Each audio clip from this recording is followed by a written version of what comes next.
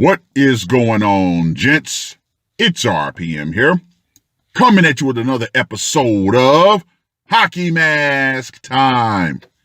Now, this article right here was found after I did some research on a comment that was left by Mr. Man. This article was put out on the 18th of September, so it's still hot. It's still smoking. Yeah. An Iowa hog farmer said his wife fell on a corn rake. Now he's on trial for her murder. Gentlemen, once you read this article, you will notice right off the top, they set every standard operation in play. Woman, innocent angel, man, controlling devil. You will definitely see. Amy Mullis desperately wanted to get away from her family's hog farm. See, that statement right there implies that she was being chained to the back of the barn. She had no way to get out. Yeah, right.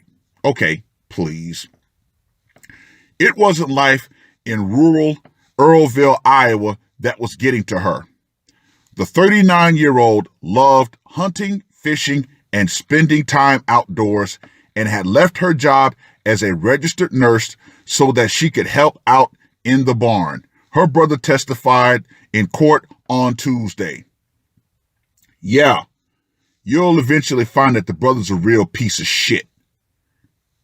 But her husband, Todd Mullis, was allegedly so controlling that Amy's friends called her Pot, short for prisoner of Todd. Ah, yes, the old community.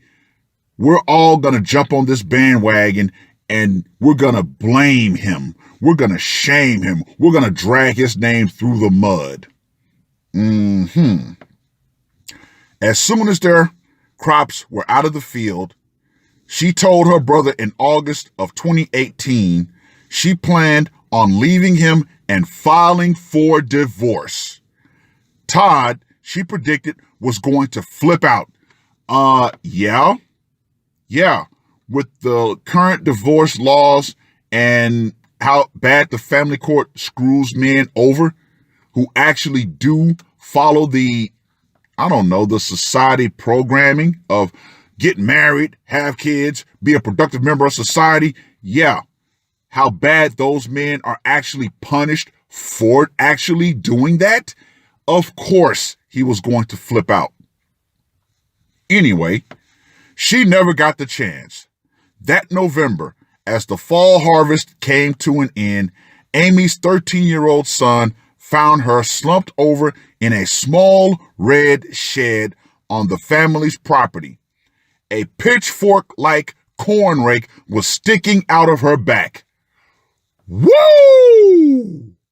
Gentlemen, I can definitely say in all of the HMTs that I've done, this is probably one of the most unique methods of execution.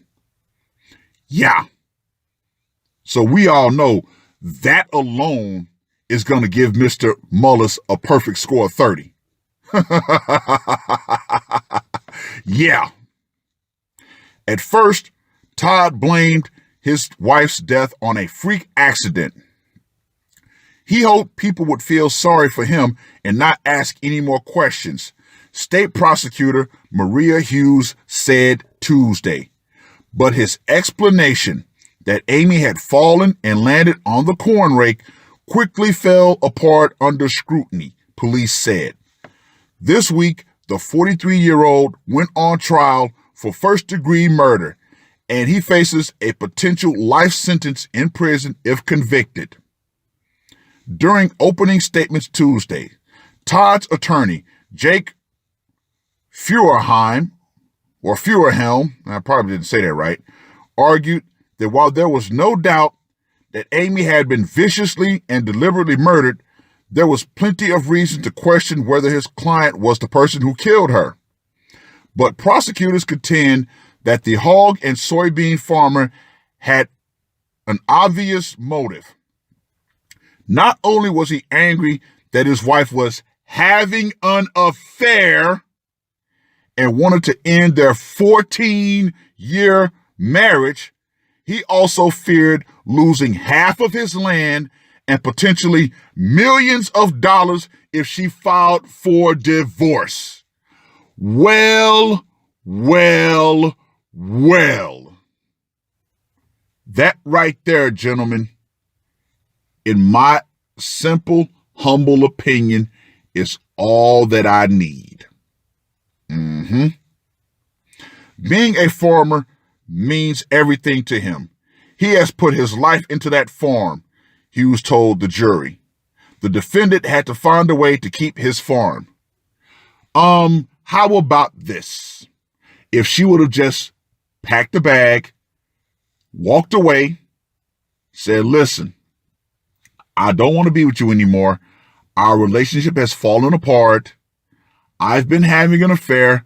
I just want to go and be with this new man. I just want you to sign the paperwork. I'm not trying to take anything from you. However, if you read further into this story, you'll understand why she never did that. The couple's marriage had been on the rocks since at least 2013, when Todd discovered that Amy was cheating on him. Her friends later told police that he became paranoid, requiring her to keep him apprised of her movements when she left the farm to shop at Walmart or meet a friend for lunch. Yeah, he has every right to be paranoid.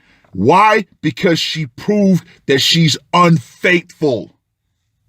So, yes, at that time, she should have just packed it up and said, you know what?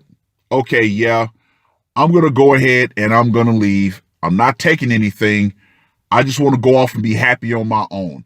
As I stated in previous HMT episodes when divorce was the main culprit, a lot of men, yes, they're going to be heartbroken over the fact that you've left. However, when you decide you want to take half of his shit on the way out and be rewarded for your infidelity, that right there is a path that a lot of men cannot take. That is simple betrayal, and that's adding insult to injury. No, ladies. Nope. As I stated before, not every man is going to handle betrayal the same way. See, what the state wants men to do is just bend over and say, okay, yeah, my wife's cheating on me. I was a good husband, but I deserve to be cheated on because it was my fault. And then they want us to pay for her to actually go out and do this crap. No, Anyway, then several months before her death, Amy started flirting with a man who serviced hog operations in the area.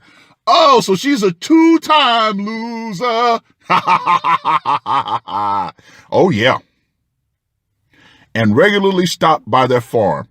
At first, the two mostly talked about animal feed and the livestock business, but their relationship eventually turned sexual. So her friends knew she was a cheating ass bitch.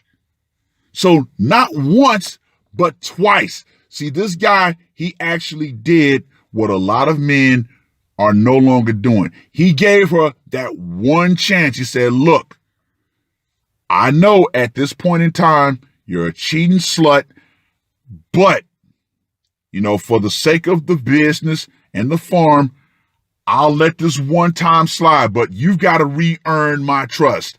And it was at that point that people said, oh, he's controlling. She proved that she was unworthy of him. However, he gave her that one chance to redeem herself. And what did she do? She fucking spat in his face again. The man told police that Amy said she wanted to leave Todd, but she feared what would happen if he learned about the affair, explaining, if he catches me, he might, quote unquote, make me disappear. According to court records obtained by WOI/DT, She expressed similar fears to several close friends, at one point predicting Tom would, quote unquote, kill her and throw her to the pigs if he learned about her infidelity. And there is where I'm going to stop. You can read the rest of this article. But let me go ahead and get into the scorecard, shall we? As I already stated, Mr. Mullis is automatically going to get a score of 30 just for the implementation of the corn rake alone. But style and audacity, he did it on his property. Automatic 10. Method of execution, a corn rake. Yeah, that is some serious Friday the 13th Jason style work. Hell, I give him a 30 just for that. And of course, psychological impact. Yeah, it's kind of a dick move that he set up his son to find his mother's body. But then again, at that point, I honestly don't care. So yeah, Mr. Mullis is definitely going to get the perfect score. Now, if you read further down into the article, you will see she had ample time to just pack up and leave.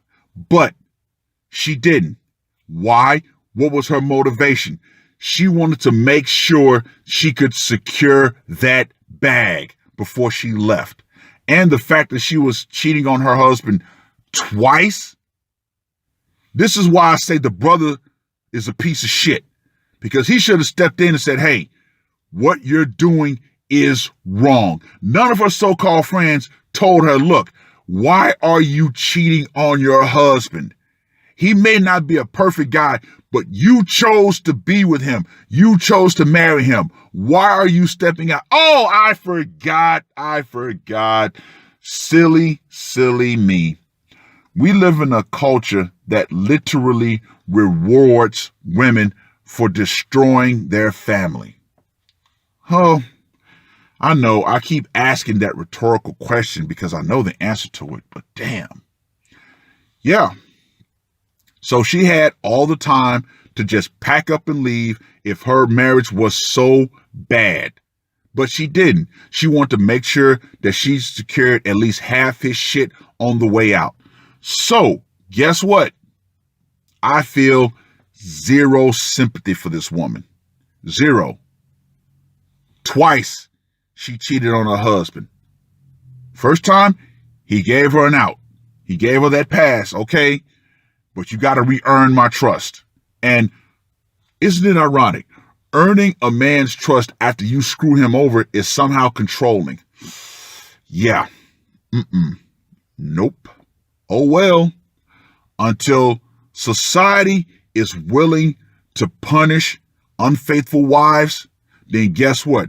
Those husbands, they're going to start taking matters into their own hands.